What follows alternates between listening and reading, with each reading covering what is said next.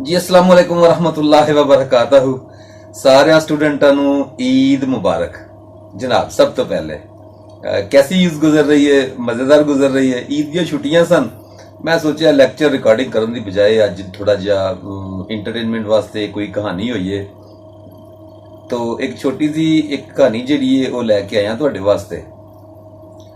जरा इन्हू गौर ना सुनिया जे ते जरा तलाश करने की कोशिश करिया जे कि यह कहानी किस जगह ते फिट होंदी है। बहुत पुराने वक्तां दी गल है। एक ना पिंड दे किसान नू अपने बच्चे नू तालीम देन दा शौक आ गया, इलम सिखाण दा शौक आ गया। ਉਹਦੇ दिल च आई गल कि यार बहुत ज़्यादा लोग ने ਜਿਹੜੇ मैं देखना ਵਾ, ਜਿਹੜੇ ਚੌਧਰੀਆਂ ਦੇ ਬੱਚੇ ਨੇ ਜਾਂ ਜਿਹੜੇ ਅਮੀਰਾਂ ਦੇ ਬੱਚੇ ਨੇ ਜਾਂ ਸ਼ਹਿਰਾਂ ਚੋਂ ਆਉਂਦੇ ਨੇ, ਉਹ ਇੱਕ ਖਾਸ ਅੰਦਾਜ਼ ਨਾਲ ਬੈਠਦੇ ਉੱਠਦੇ ਨੇ, ਉਹਨਾਂ ਦੀ ਇੱਕ ਖਾਸ ਆਕੜ ਹੈ, ਖਾਸ ਸਿਸਟਮ ਹੁੰਦਾ ਉਹਨਾਂ ਦਾ। ਤੇ ਯਾਰ ਮੇਰਾ ਵੀ ਬੱਚਾ ਪੜ੍ਹੇਗਾ, ਕੋਈ ਇਲਮ ਦੀ ਗੱਲ ਹਾਸਲ ਕਰੇਗਾ, ਕੋਈ ਮੈਨੂੰ ਵੀ ਸਿਖਾਏਗਾ, ਕੋਈ ਮੇਰਾ ਉਹਦੇ ਦਿਲ 'ਚ ਕਿੰਨਾ ਸ਼ੌਕ ਪੈਦਾ ਹੋ ਗਿਆ, ਜਿਵੇਂ ਸਾਡੇ ਵਾਲਿदैन ਦੇ ਦਿਲ 'ਚ ਸ਼ੌਕ ਪੈਦਾ ਹੁੰਦਾ ਕਿ ਸਾਡੇ ਬੱਚੇ ਪੜ੍ਹ ਲਿਖ ਜਾਣ। ਅਸਲ 'ਚ ਉਹ ਬਿਹਤਰੀ ਚਾਹੁੰਦੇ ਹੁੰਦੇ ਨੇ ਵਿਚਾਰੇ, ਉਹਨਾਂ ਨੂੰ ਨਹੀਂ ਪਤਾ ਹੁੰਦਾ ਕਿ ਬਿਹਤਰੀ ਕਿਹੜੇ ਪਾਸਿਓਂ ਹੋ ਰਹੀ ਹੈ। ਇਸ ਵਜ੍ਹਾ ਤੋਂ ਨਹੀਂ ਪਤਾ ਹੁੰਦਾ ਕਿ ਉਹਨਾਂ ਦੇ ਮਾਈਂਡ ਸੈੱਟ ਜਿੱਥੇ ਸੈੱਟ ਕਰ ਦਿੱਤੇ ਗਏ ਹੁੰਦੇ ਨੇ ਉਹ ਵਿਚਾਰੇ ਉਸ ਜਗ੍ਹਾ ਦੇ ਉੱਤੇ, ਲੇਕਿਨ ਉਹ ਚਾਹ ਤੁਹਾਡੀ ਬਿਹਤਰੀ ਰਹੇ ਹੁੰਦੇ ਨੇ। ਔਰ ਉਹਨਾਂ ਦੀ ਬਿਹਤਰੀ ਦੇ ਵਿੱਚ ਉਹਨਾਂ ਦੀ ਜੋ ਚਾਹੁੰਦੇ ਹੁੰਦੇ ਨੇ, ਯਾਦ ਰੱਖਿਆ ਜੇ ਅੱਲਾ ਦੀ ਖੁਸ਼ਨੁਦੀ ਵੀ, ਅੱਲਾ ਦੀ ਬਿਹਤਰੀ ਵੀ ਉਹਦੇ ਵਿੱਚ ਹੀ ਅੱਲਾ ਤੁਹਾਡੇ ਮੁਕੱਦਰ 'ਚ ਰੱਖਦਾ ਹੁੰਦਾ। ਬਾਪ ਨੂੰ ਸ਼ੌਕ ਆ ਗਿਆ ਕਿਸਾਨ ਨੇ ਆਪਣਾ ਜੋ ਛੋਟਾ ਮੋਟਾ ਸਮਾਨ ਹੈ ਸੀ ਉਹ ਵੇਚਿਆ ਤੇ ਬੱਚੇ ਨੂੰ ਲੈ ਕੇ ਤੇ ਸ਼ਹਿਰ ਚਲਾ ਗਿਆ। ਉਸ ਵਕਤ ਸ਼ਹਿਰਾਂ ਦੇ ਵਿੱਚ ਮਦਰਸਿਆਂ ਦੀ ਤਾਲੀਮ ਦਿੱਤੀ ਜਾਂਦੀ ਹੁੰਦੀ ਸੀ, ਸਕੂਲ ਵਗੈਰਾ ਯੂਨੀਵਰਸਿਟੀਆਂ ਸ਼ਾਇਦ ਨਹੀਂ ਸਨ ਹੁੰਦੀਆਂ। ਇੱਕ ਮੌਲਵੀ ਸਾਹਿਬ ਕੋਲ ਹੀ ਬੱਚਾ ਸ਼ਾਗਿਰਦ ਪਾਣਾ, ਮੌਲਵੀ ਸਾਹਿਬ ਨੇ ਉਹਦੇ ਕੋਲ 5-7 ਸਾਲ 10 ਸਾਲ ਲਗਾਣੇ, ਉਹਦੇ ਉੱਤੇ ਮਿਹਨਤ ਕਰਨੀ, ਉਸਤਾਦ ਨੇ ਆਪਣਾ ਬੱਚਾ ਸਮਝ ਕੇ ਮਿਹਨਤ ਕਰਨੀ, ਅਖੀਰ ਉਹਨੂੰ ਇੱਕ ਟ੍ਰੇਨਡ ਕਰਕੇ ਉਹਨੂੰ ਦੁਨੀਆ ਦੇ ਸਬਕ ਵੀ, ਉਹਨੂੰ ਦੀਨ ਦੇ ਸਬਕ ਵੀ, ਉਹਨੂੰ ਚੱਲਣ ਫਿਰਨ ਦਾ ਸਟਾਈਲ ਵੀ, ਉਹਨੂੰ ਜ਼ਿੰਦਗੀ ਗੁਜ਼ਾਰਨ ਦਾ ਤਰੀਕੇਕਾਰ ਵੀ, ਹਰ ਚੀਜ਼ ਉਹਦੀ ਕਲੀਅਰ ਕਰ ਦੇਣੀ। ਔਰ ਉਹ ਇੱਕ ਹੀ ਉਸਤਾਦ ਹੁੰਦਾ ਸੀ ਜਾਂ ਇੱਕ ਉਸਤਾਦ ਨੇ ਜਦੋਂ ਸਮਝਣਾ ਕਿ ਮੇਰੇ ਕੋਲ ਮੇਰਾ ਇਲਮ ਤਕਰੀਬਨ ਇਸ ਬੱਚੇ 'ਚ ਸ਼ਿਫਟ ਹੋ ਗਿਆ, ਤੇ ਉਹਨੇ ਉਸ ਬੱਚੇ ਨੂੰ ਆਪਣੇ ਤੌਰ ਤੇ ਅੱਗੋਂ ਇੱਕ ਹੋਰ ਉਸਤਾਦ ਕੋਲ ਭੇਜ ਦੇਣਾ, ਉਹਦੇ ਵਾਲਿदैन ਕੋਲ ਪੁੱਛਣ ਤੋਂ ਬਗੈਰ। ਇਹ ਬੜਾ ਸਿਸਟਮ ਚੱਲਦਾ ਹੁੰਦਾ ਸੀ।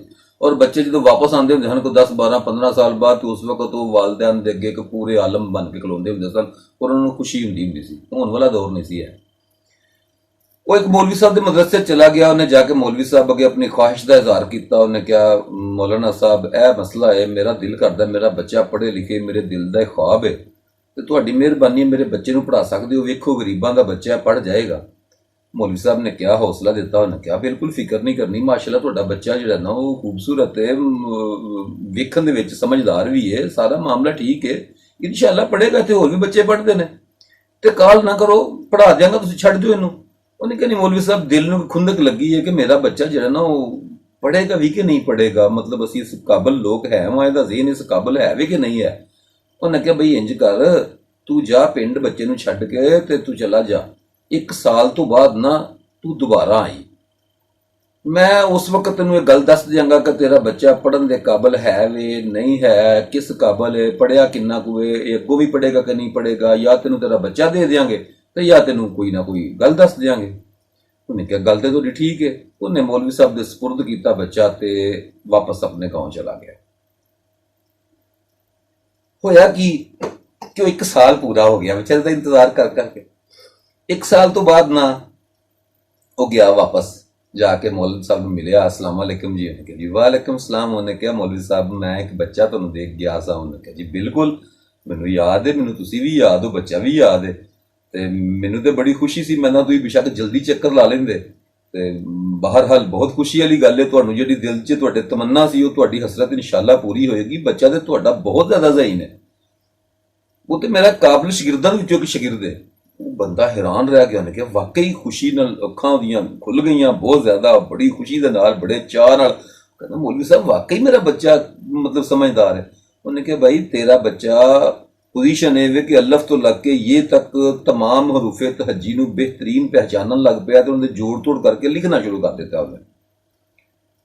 ਉਹਨੇ ਕਿਹਾ ਹੋਰ ਉਹ ਚੀਜ਼ਾਂ ਨੂੰ ਆਪਸ ਦੇ ਵਿੱਚ ਜਮਾ ਤੇ ਤਫਰੀਕ ਦੇ ਸਵਾਲ ਵੀ ਹੱਲ ਕਰਨੇ ਸ਼ੁਰੂ ਕਰ ਦਿੱਤੇ ਨੇ। ਉਹਨੇ ਕਿਹਾ ਕੀ ਬਾਤ ਹੈ। ਉਹਨੇ ਕਿਹਾ ਜੀ ਲਫ਼ਜ਼ਾਂ ਨੂੰ ਪਹਿਚਾਨਣਾ, ਗਿਣਤੀ ਦੇ ਲਫ਼ਜ਼ਾਂ ਨੂੰ ਪਹਿਚਾਨਣਾ ਵੀ ਉਹਨੂੰ ਆ ਗਿਆ, ਲਿਹਾਜ਼ਾ ਜਮਾ ਤਫਰੀਕ ਦੇ ਸਵਾਲ ਵੀ ਕਰਦਾ, ਇੱਥੋਂ ਤੱਕ ਉਹਨੂੰ ਪਹਾੜੇ ਆਉਂਦੇ ਨੇ। ਉਹਨਾਂ ਬੱਚੇ ਦੀ ਤਾਰੀਫ ਮੌਲਵੀ ਸਾਹਿਬ ਨੇ, ਕਿਉਂਕਿ ਮੌਲਵੀ ਸਾਹਿਬ ਨੂੰ ਖੁਸ਼ੀ ਸੀ ਕਿ ਮੇਰੀ ਤਾਰੀਫ ਹੋਣ ਹੋਏਗੀ, ਮੈਨੂੰ ਕਹੇਗਾ ਉਸਤਾਦ ਜੀ ਤੁਸੀਂ ਬੜੇ ਅੱਛੇ ਉਸਤਾਦ ਹੋ। ਉਹਨੇ ਕਿਹਾ ਮੈਂ ਯਾਰ ਤੇਰੇ ਬੱਚੇ ਨੂੰ ਬੜਾ ਅੱਛਾ ਟ੍ਰੇਨਡ ਕੀਤਾ, ਉਹ ਤੇਰਾ ਬੱਚਾ ਖੁਦਾ ਦਾ ਤੇ ਖਾਸ ਫਜ਼ਲ ਹੈ, ਉਹ ਜ਼ਹੀਨ ਵੀ ਬਹੁਤ ਜ਼ਿਆਦਾ ਹੈ।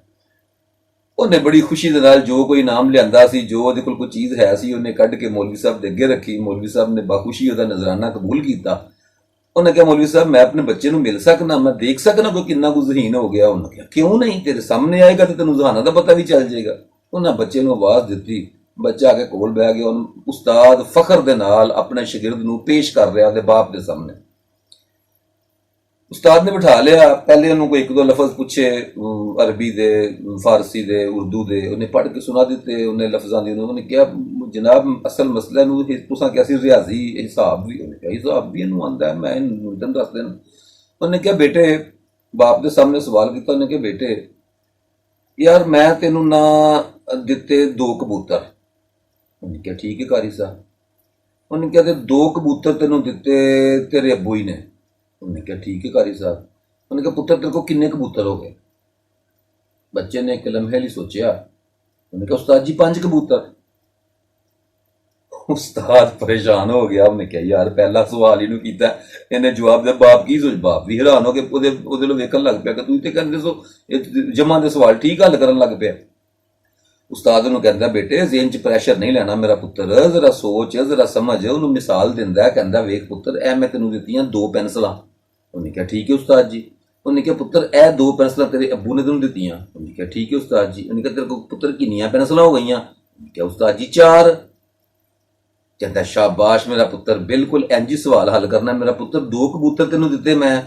ਉਹਨੇ ਕਿਹਾ, ਜੀ ਠੀਕ ਹੈ ਉਸਤਾਦ ਜੀ। ਉਹਨੇ ਕਿਹਾ, 2 ਕਬੂਤਰ ਤੈਨੂੰ ਦਿੱਤੇ ਤੇਰੇ ਅੱਬੂ ਨੇ। ਉਹਨੇ ਕਿਹਾ, ਠੀਕ ਹੈ ਉਸਤਾਦ ਜੀ। ਉਹਨੇ ਕਿਹਾ, ਤੇਰੇ ਕੋਲ ਕਿੰਨੇ ਕਬੂਤਰ ਹੋ ਗਏ? ਬੱਚੇ ਨੇ ਫਿਰ ਉਂਗਲੀਆਂ ਦੇ ਹਿਸਾਬ ਲਾਇਆ। ਉਹਨੇ ਕਿਹਾ, ਉਸਤਾਦ ਜੀ 5 ਕਬੂਤਰ।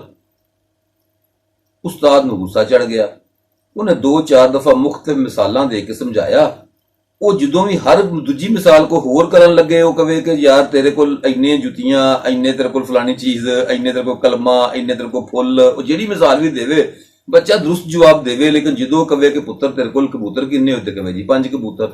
ਉਸਤਾਦ ਨੇ ਸੋਟੀ ਫੜ ਲਈ, ਪੋਲੀ ਜੀ ਇੱਕ ਸੋਟੀ ਲਾਈ ਤੇ ਨਾਲ ਕਹਿਣ ਲੱਗੇ, ਖੋਤਿਆ ਜੇ ਆ, ਤੈਨੂੰ ਹਿਸਾਬ 'ਚ ਗਲਤੀ ਕਰਨ ਨੇ ਆ। ਕਬੂਤਰਾਂ ਦੀ ਵਾਰੀ ਤੈਨੂੰ ਮੌਤ ਪਈ ਜਾਂਦੀ ਹੈ, ਕਬੂਤਰ ਵੀ 4 ਹੀ ਹੁੰਦੇ ਨੇ। ਕਹਿੰਦਾ, ਨਹੀਂ ਉਸਤਾਦ ਜੀ, ਇੱਕ ਕਬੂਤਰ ਮੇਰੇ ਕੋਲ ਆਪਣਾ ਵੀ ਘਰ ਪਏ ਆ। ਇੱਕ ਕਬੂਤਰ ਮੇਰੇ ਕੋਲ ਆਪਣਾ ਵੀ ਪਿਆ, ਜਿਹੜਾ ਕਿਸੇ ਵਕਤ ਉਹਨੇ ਮਿੱਟੀ ਦਾ ਬਣਾ ਕੇ, ਜਾਂ ਦੀ ਮਾਂ ਨੇ ਖਰੀਦ ਕੇ, ਜਾਂ ਕੋਈ ਵੀ ਉਹਦੇ ਕੋਲ ਉਹਦੇ ਘਰ 'ਚ ਇੱਕ ਖਿਲੌਣਾ ਰੱਖ ਕੇ ਆਇਆ ਸੀ। ਉਹਨੇ ਕਿਹਾ, ਇੱਕ ਕਬੂਤਰ ਮੇਰੇ ਕੋਲ ਘਰ ਪਏ ਆ, ਮੇਰੇ ਕੋਲ 5 ਕਬੂਤਰ ਹੀ ਹੁੰਦੇ ਨੇ। ਇਸ ਮਿਸਾਲ ਤੋਂ ਨਾ ਸਮਝ ਸਿਰਫ ਇਹ ਨਹੀਂ ਲੱਗਦੀ, ਇਹਨੂੰ ਮਿਸਾਲ ਨੂੰ ਜ਼ਰਾ ਫਿੱਟ ਕਰਨ ਦੀ ਕੋਸ਼ਿਸ਼ ਕਰਿਆ ਜੇ ਇਸ ਟਾਈਮ ਸਾਡੇ ਪੂਰੇ ਮੁਆਸ਼ਰੇ ਦਾ ਇਹ ਅਲਮੀਆ ਹੈ। ਇਹ ਛੋਟੀ ਮਿਸਾਲ ਨਹੀਂ, ਬੜੀ ਵੱਡੀ ਮਿਸਾਲ ਹੈ। ਪੂਰੇ ਮੁਆਸ਼ਰੇ ਦਾ ਅਲਮੀਆ ਹੈ। ਨਵੀਂ ਜਨਰੇਸ਼ਨ ਜਿੰਨੀ ਵੀ ਹੈ ਵੇ, ਤੁਸੀਂ ਜ਼ਰਾ ਗੌਰ ਕਰੋ ਕਿ ਜਦੋਂ ਤੁਸੀਂ ਉਹਨੂੰ ਕੋਈ ਗੱਲ ਸਮਝਾਉਣ ਲੱਗਦੇ ਹੋ ਨਾ, ਤੇ ਹੁੰਦਾ ਕੀ ਹੈ ਕਿ ਹਰ ਇੱਕ ਬੰਦੇ ਨੇ ਆਪਣਾ 5ਵਾਂ ਕਬੂਤਰ ਆਪਣੀ ਜੇਬ 'ਚ ਰੱਖੇ ਆ। ਉਹਨੂੰ ਤੁਸੀਂ ਜਿੰਨੀ ਮਰਜ਼ੀ ਮਤ ਦੀ ਗੱਲ ਦੇ ਦਿਓ, ਜਦੋਂ ਉਹ ਆਪਣਾ ਕਬੂਤਰ ਵਿੱਚ ਐਡ ਕਰ ਲੈਂਦਾ ਤੇ ਸਾਰੀ ਗੱਲ ਦਾ ਹਿਸਾਬ ਗਲਤ ਕਰ ਦਿੰਦਾ। ਮੈਂ ਜਿਹੜਾ ਤੁਹਾਨੂੰ ਇਹ ਗੱਲ ਕਹਿੰਦਾ ਹੁੰਦਾ ਸੀ ਨਾ ਕਿ ਮੇਰੇ ਲੈਕਚਰ ਸੁਣਨ ਤੋਂ ਪਹਿਲੇ ਆਪਣਾ ਦਿਮਾਗ, ਆਪਣਾ ਇਲਮ ਪਿਛਲਾ ਕੱਢ ਕੇ ਅੱਧੇ ਘੰਟੇ ਵਾਸਤੇ ਸਾਈਡ ਤੇ ਕਰ ਦਿਓ। ਉਹਦੇ ਮਨ ਹੀ ਹੁੰਦੇ ਸਨ ਕਿ ਆਪਣਾ 5ਵਾਂ ਕਬੂਤਰ ਜਿਹੜਾ ਨਾ, ਉਹ ਕਬੂਤਰ ਐਸਾ ਹੁੰਦਾ ਹੈ ਕਿ ਉਹ ਰੂਲਸ ਦੇ ਮੁਤਾਬਕ ਫਿੱਟ ਨਹੀਂ ਕਿਤਲੇ ਹੋ ਰਿਹਾ ਹੁੰਦਾ। ਜਾਂ ਤੇ ਉਹ ਪਹਿਲੇ ਦੱਸਦਾ ਜਾਏ ਕਿ ਉਸਤਾਦ ਜੀ ਮੇਰੀ ਪ੍ਰੋਬਲਮ ਹੈ ਵੇ, ਮੈਂ ਇਹਨੂੰ ਇੰਜ ਸਮਝਣ ਡਏ ਆ। ਫਿਰ ਤੇ ਉਹਦਾ ਉਸਤਾਦ ਉਹਨੂੰ ਉਸ ਗੱਲ ਨੂੰ ਪਹਿਲਾਂ ਡੀਲ ਕਰੇਗਾ, ਪਹਿਲੇ ਸਮਝਾਏਗਾ, ਪਹਿਲੇ ਉਹਦਾ ਨਜ਼ਰੀਆ ਦਰੁਸਤ ਕਰੇਗਾ, ਉਹਦਾ ਕਨਸੈਪਟ ਕਲੀਅਰ ਕਰੇਗਾ, ਉਹਦੇ ਤੋਂ ਬਾਅਦ ਉਹਨੂੰ ਸਮਝਾਏਗਾ। ਯਾਦ ਰੱਖਿਆ ਜੇ, ਨਜ਼ਰੀਆ ਦੇਣਾ, ਕਨਸੈਪਟ ਦੇਣਾ, ਇਹ ਕੋਈ ਵੱਡਾ ਕੋਈ ਮਨ ਨਹੀਂ ਰੱਖਦਾ। ਕੋਈ ਵੀ ਅਕਲਮੰਦ ਸ਼ਖਸ, ਕੋਈ ਵੀ ਜ਼ਹੀਨ ਸ਼ਖਸ ਜਿਹੜਾ ਉਹਨੂੰ ਚੀਜ਼ ਨੂੰ ਸਮਝਦਾ ਹੋਏਗਾ, ਉਹਦਾ ਨਜ਼ਰੀਆ ਦੇ ਸਕਦਾ ਹੈ, ਉਹਦਾ ਕਨਸੈਪਟ ਦੇ ਸਕਦਾ ਹੈ। ਲੇਕਿਨ ਅਗਲੇ ਦਾ ਪੁਰਾਣਾ ਕਨਸੈਪਟ, ਪੁਰਾਣਾ ਨਜ਼ਰੀਆ ਮਿਟਾਣਾ, ਖਤਮ ਕਰਾਣਾ, ਇਹ ਬਹੁਤ ਵੱਡਾ ਕੰਮ ਹੈ ਔਰ ਸਮਝ ਲਓ ਤਕਰੀਬਨ ਨਾਮੁਮਕਿਨ ਦੇ ਕਰੀਬ ਕੰਮ ਹੈ। ਜਾ ਕੇ ਸਭ ਤੋਂ ਪਹਿਲੇ ਜਦੋਂ ਤੁਹਾਨੂੰ ਕੋਈ ਗੱਲ ਕਰਨ ਲੱਗੇ ਕੋਈ ਬੰਦਾ, ਤੇ ਸਭ ਤੋਂ ਪਹਿਲੇ ਉਹਦੇ ਕੋਲ ਜਿਹੜਾ ਉਹਦੀ ਆਪਣੀ ਜੇਬ 'ਚ ਕਬੂਤਰ ਹੈ, ਪਹਿਲੇ ਉਹਦਾ ਪੁੱਛੋ ਉਹਨੂੰ ਕਿ ਤੇਰੇ ਕੋਲ ਕੀ ਮਸਲਾ ਹੈ, ਤੂੰ ਕੀ ਚਾਹੁੰਦਾ ਹੈ। ਇੱਥੇ ਆਮ ਤੌਰ ਤੇ ਲੋਕਾਂ ਨੂੰ ਬੜੇ ਬੜੇ ਜ਼ਹੀਨ ਬੰਦੇ ਇਸ ਗੱਲ ਤੇ ਜ਼ਹਾਨਤ ਵਾਲੇ ਹੁੰਦੇ ਨੇ, ਉਹ ਇਸ ਗੱਲ ਤੋਂ ਲੜ ਪੈਂਦੇ ਨੇ ਕਿ ਉਹ ਆਪਣੇ ਜ਼ਿਹਨ 'ਚ ਇੱਕ ਉਹਨਾਂ ਦੀ ਗੱਲ ਆਉਂਦੀ ਹੈ, ਉਹ ਉਹਦਾ ਖੁਦ ਹੀ ਕਹਾਣੀ ਤਲਾਸ਼ ਕਰਦੇ ਨੇ, ਮਤਲਬ ਕਿ ਬਣਾਉਂਦੇ ਨੇ, ਫਿਰ ਉਸ ਕਹਾਣੀ ਦਾ ਜਵਾਬ ਵੀ ਖੁਦ ਹੀ ਰੱਖਦੇ ਨੇ। ਔਰ ਉਹ ਜਵਾਬ ਰੱਖਣ ਤੋਂ ਬਾਅਦ ਉਹ ਅਗਲੇ ਬੰਦੇ ਨੂੰ ਉਹਦਾ ਸਵਾਲ ਕਰ ਦਿੰਦੇ ਨੇ ਕਿ ਮੇਰੇ ਕੋਲ ਯਾਰ ਇੱਕ ਪੇਚਕਸ ਹੈ, ਦੱਸ ਹਾਂ ਉਹਦੀ ਮੁੱਠੀ ਦਾ ਰੰਗ ਕੀ ਹੋਏਗਾ ਵਾਲਾ। ਹੁਣ ਉਹ ਬੰਦਾ ਕਵੇ ਕਿ ਸਬਜ਼ ਰੰਗ ਹੋਏਗਾ, ਤੂੰ ਨੇ ਕਹਿਣਾ ਗਲਤ, ਇਸ ਵਾਸਤੇ ਕਿ ਉਹਨੇ ਆਪਣੇ ਪੇਚਕਸ ਦਾ ਜਿਹੜਾ ਖਿਆਲੀ ਪੇਚਕਸ ਉਹਦਾ ਕਲਰ ਨੇ ਜੋ ਸੋਚਿਆ ਉਹਦੇ ਮੁਤਾਬਕ ਜਵਾਬ ਆਏਗਾ ਤਾਂ ਉਹਨੇ ਦਰੁਸਤ ਕਹਿਣਾ, ਵਰਨਾ ਨੇ ਦਰੁਸਤ ਹੀ ਨਹੀਂ ਕਹਿਣਾ। ਇਸ ਵਾਸਤੇ ਪਹਿਲੇ ਉਹਨੂੰ ਲੋਕਾਂ ਨੂੰ ਆਪਣੇ ਸਵਾਲ ਕਰਨ ਦੇ ਪੈਰਾਮੀਟਰਸ ਦਾ ਵੀ ਨਹੀਂ ਪਤਾ ਹੁੰਦਾ। ਮਾਰਕੀਟ 'ਚ ਤੁਸੀਂ ਨਿਕਲਣਾ, ਜੋ ਤੁਸੀਂ ਸਿੱਖਣਾ ਹੈ ਆਹਿਸਤਾ ਆਹਿਸਤਾ, ਤੁਹਾਡੇ ਵੀ ਅੱਲਾ ਨੇ ਸਟੂਡੈਂਟਸ ਦੇਣੇ ਨੇ, ਉਹਨਾਂ ਨੇ ਤੁਹਾਨੂੰ ਪੁੱਛਣਾ ਹੈ, ਸਵਾਲ ਪੁੱਛਣੇ ਨੇ, ਗੱਲ ਕਰਨੀ ਹੈ, ਤੇ ਤੁਸੀਂ ਉਹਦੀਆਂ ਗੱਲਾਂ ਦੇ ਜਵਾਬ ਬੜੀ ਤਹੱਮਲ ਦੇ ਨਾਲ, ਬੜੇ ਸੋਚ ਸਮਝ ਕੇ, ਬੜੇ ਹਿਸਾਬ ਦੇ ਨਾਲ ਪਹਿਲੇ ਵੇਖਣਾ ਕਿ ਇਹਦਾ ਅੰਦਰ ਦਾ ਕਬੂਤਰ ਆਪਣਾ ਕੀ ਹੈ। ਉਹ ਕਬੂਤਰ ਕੱਢੇ ਬਾਹਰ, ਜਦੋਂ ਉਹ ਆਪਣੀ ਗੱਲ ਕੰਪਲੀਟ ਕਰ ਲਵੇ, ਤੁਸੀਂ ਸਮਝ ਲਵੋ ਇਹਦੀ ਅਸਲ ਪ੍ਰੋਬਲਮ ਹੈ ਕੀ ਹੈ, ਫਿਰ ਉਹਦੀ ਪ੍ਰੋਬਲਮ ਤੇ ਡਿਸਕਸ ਸ਼ੁਰੂ ਕਰਿਆ ਜਾਓ। ਅਧੂਰੇ ਸਵਾਲ ਦੇ ਉੱਤੇ ਜਵਾਬ ਹਮੇਸ਼ਾ ਗਲਤ ਆਉਂਦਾ ਹੁੰਦਾ, ਔਰ ਗਲਤ ਜਵਾਬ ਤੁਸੀਂ ਦੇ ਦਿਓਗੇ ਤੇ ਉਹ ਆਪਣੇ ਸਵਾਲ ਨੂੰ ਗਲਤ ਨਹੀਂ ਕਹੇਗਾ, ਉਹ ਤੁਹਾਡੇ ਜਵਾਬ ਨੂੰ ਗਲਤ ਜ਼ਰੂਰ ਕਹੇਗਾ। ਲਿਹਾਜ਼ਾ ਕੋਈ ਵੀ ਗੱਲ ਕਰਨ ਤੋਂ ਪਹਿਲੇ ਉਹਦੇ ਪੂਰੇ ਪੈਰਾਮੀਟਰਸ ਨੂੰ ਜਾਂਚਣਾ ਬਹੁਤ ਜ਼ਰੂਰੀ ਹੈ। ਇਹ ਸੀ ਅੱਜ ਦੀ ਕਹਾਣੀ ਤੇ ਅੱਜ ਦਾ ਸਬਕ। ਅੱਲਾ ਖੈਰ ਕਰੇ। ਇਨਸ਼ਾਅੱਲਾ ਨਾਲ ਨਾਲ ਲੈਕਚਰ ਆਨ ਕਰਨਗੇ, ਨਾਲ ਨਾਲ ਸਬਕ ਵੀ ਆਨ ਕਰਨਗੇ, ਕਹਾਣੀਆਂ ਵੀ ਆਨ ਕਰਨਗੀਆਂ, ਮੁਆਸ਼ਰਤੀ ਨਿਜ਼ਾਮ ਵੀ, ਮੁਆਸ਼ਰਤੀ ਮਸਾਇਲ ਤੇ ਵੀ ਡਿਸਕਸ ਹੋਏ ਕਰੇਗੀ ਇਨਸ਼ਾਅੱਲਾ। ਹਲਕੀ ਫੁਲਕੀ ਸਿਆਸਤ ਤੇ ਵੀ ਡਿਸਕਸ ਹੋਏਗੀ ਇਨਸ਼ਾਅੱਲਾ। ਅਸੀਂ ਇਲਮ ਦੇ ਉੱਤੇ ਵੀ, ਆਪਣੇ ਇਲੈਕਟ੍ਰੋਨਿਕਸ ਤੇ ਵੀ ਡਿਸਕਸ ਕਰਾਂਗੇ। ਅਸੀਂ ਮਕੈਨੀਕਲ ਜਿਹੜਾ ਹੁੰਦਾ, ਮੈਕੈਨਿਜ਼ਮ ਜਿਹੜੇ ਹੁੰਦੇ ਨੇ, ਉਹਨਾਂ ਤੇ ਵੀ ਡਿਸਕਸ ਕਰਾਂਗੇ, ਹਰ ਚੀਜ਼ ਦੇ ਉੱਤੇ ਅਨਕਰੀਬ ਇਨਸ਼ਾਅੱਲਾ। ਇਸ ਤੋਂ ਬਾਅਦ ਮੈਂ ਤੁਹਾਨੂੰ ਲੈਕਚਰ ਦੇ ਰਿਹਾ ਵਾਂ, ਉਹਦੀ ਤਿਆਰੀ ਕਰਨ ਦੇ ਆ। ਮੈਂ ਬਹੁਤ ਦੇਰ ਦੇ ਉੱਤੋਂ ਲੋਕਾਂ ਦੇ ਲੈਕਚਰ ਸੁਣਨ ਦੇ ਆ, ਜਿਹੜੇ ਮੇਟਾਵਰਸ ਦੇ ਉੱਤੇ ਲੈਕਚਰ ਆ ਰਹੇ ਨੇ। ਬੜੇ ਬੜੇ ਜ਼ਹੀਨ ਇੱਥੇ ਪ੍ਰੋਫੈਸਰਸ, ਬੜੇ ਬੜੇ ਆਲਾ ਬੰਦੇ ਜਿਨ੍ਹਾਂ ਦੇ ਮੈਂ ਲੈਕਚਰ ਸੁਣੇ ਨੇ, ਲੇਕਿਨ ਯਕੀਨ ਕਰੋ ਕਿ ਮੈਂ ਸ਼ਾਇਦ ਲਫ਼ਜ਼ ਨਹੀਂ ਕਰ ਸਕਦਾ। ਦੁੱਖ ਹੁੰਦਾ ਮੈਨੂੰ ਜਦੋਂ ਪੜ੍ਹੇ ਲਿਖੇ ਸ਼ਖਸ ਜਿਹੜੇ ਨੇ ਉਹ ਆਪਣੇ ਇਲਮ ਤੋਂ ਨੀਚੇ ਆ ਕੇ ਤੇ ਕਮ ਪੜ੍ਹਿਆ ਲਿਖਿਆਂ ਨੂੰ ਕੋਈ ਗੱਲ ਨਹੀਂ ਦੱਸਣਾ ਚਾਹੁੰਦੇ, ਜਾਂ ਉਹ ਅਲਫਾਜ਼ ਐਸੇ ਇਸਤੇਮਾਲ ਕਰ ਲੈਂਦੇ ਨੇ ਕਿ ਉਹਨਾਂ ਵਿਚਾਰਿਆਂ ਦੇ ਉੱਤੋਂ ਦੀ ਲੰਘ ਜਾਂਦੇ ਨੇ ਤੇ ਉਹ ਪੈ ਵਹਿੰਦੇ ਨੇ, ਯਾਰ ਮੈਨੂੰ ਕੀ ਕਹਿਣਾ ਚਾਹੁੰਦਾ। ਮੈਂ ਇਨਸ਼ਾਅੱਲਾ ਮੇਟਾਵਰਸ ਦੇ ਉੱਤੇ ਅਨਕਰੀਬ ਇੱਕ ਲੈਕਚਰ ਰਿਕਾਰਡਿੰਗ ਕਰਾਵਾਂਗਾ, ਜਿਹਦੇ ਨਾਲ ਤੁਹਾਨੂੰ ਮੇਟਾਵਰਸ ਦੇ ਬਾਰੇ ਦੇ ਵਿੱਚ ਇਨਫੋਰਮੇਸ਼ਨ ਮਿਲੇਗੀ, ਜਿਹਦਾ ਬਹੁਤ ਜ਼ਿਆਦਾ ਸ਼ੋਰ ਹੈ। ਔਰ ਇਨਸ਼ਾਅੱਲਾ ਬਹੁਤ ਜਲਦ ਮੈਂ ਇੱਕ ਹੋਰ ਲੈਕਚਰ ਰਿਕਾਰਡਿੰਗ ਕਰਾਵਾਂਗਾ ਜਿਹੜਾ ਆਰਟੀਫਿਸ਼ੀਅਲ ਇੰਟੈਲੀਜੈਂਸ ਦੇ ਉੱਤੇ, ਜਿਹਦੇ ਝੂਠ ਸੁਣ ਕੇ ਕੰਨ ਪੱਕ ਗਏ ਨੇ। ਮੈਂ ਇਨਸ਼ਾਅੱਲਾ ਬਹੁਤ ਜਲਦ ਤੁਹਾਨੂੰ ਟੈਕਨੀਕਲ ਤਰੀਕੇ ਨਾਲ ਸਮਝਾਵਾਂਗਾ ਕਿ ਆਰਟੀਫਿਸ਼ੀਅਲ ਇੰਟੈਲੀਜੈਂਸ ਕੀ ਹੁੰਦੀ ਹੈ। ਟੈਕਨੀਕਲ ਤਰੀਕੇ ਨਾਲ, ਮਿਸਾਲਾਂ ਨਾਲ, ਸਬੂਤਾਂ ਨਾਲ, ਛੋਟੇ ਛੋਟੇ ਨਾਲ ਤੁਹਾਨੂੰ ਸਮਝਾਵਾਂਗਾ ਕਿ ਮੇਟਾਵਰਸ ਕਿਸ ਚੀਜ਼ ਦਾ ਨਾਮ ਹੈ।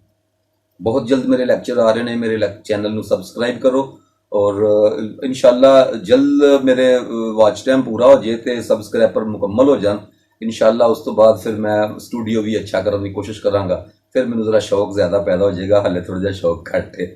अस्सलाम वालेकुम व रहमतुल्लाहि व बरकातहू।